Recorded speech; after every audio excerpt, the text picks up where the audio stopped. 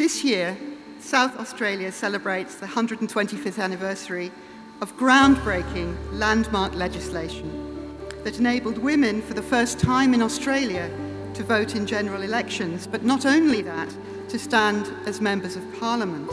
We were the first university in Australia and among the very earliest in the world to admit women to all of our degree programs.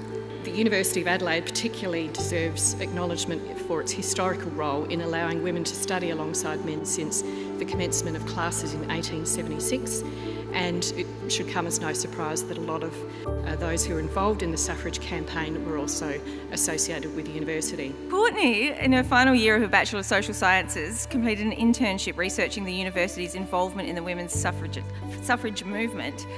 And she found some pretty interesting things. I think she found some things that nobody had heard before. She dug up some pretty interesting stories. Women were coming here and wanting to be educated, wanting to study here.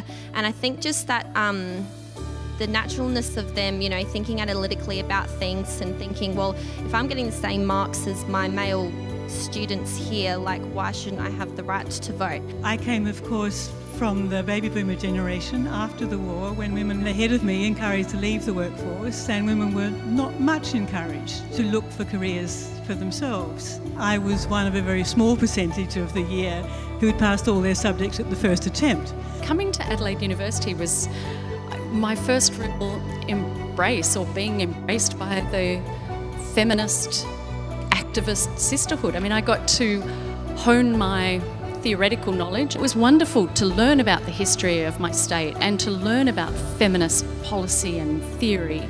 But also the first club I joined was Women on Campus and went on to become women's officers. So this was the closest thing to me to a religion. We can't claim that we've made, you know, these great strides if we start to stop looking over our shoulder and leaving people behind us. That's not true equality, and that's what all activists, in my opinion, should be focusing on. It was a very different time for me. I did women's studies then, a whole world opened up for me, and I realised the choices that I had that I didn't realise before. Nothing will hold you back more than unequal parenting, unequal housework. If you have children, those are parental responsibilities, not just mothers' responsibilities. The stories of these women have inspired us all, and they shine a wonderful light on the values of our university. Values of excellence, of leadership, of contribution to society. Of a university that was founded on the premise of providing opportunities for all.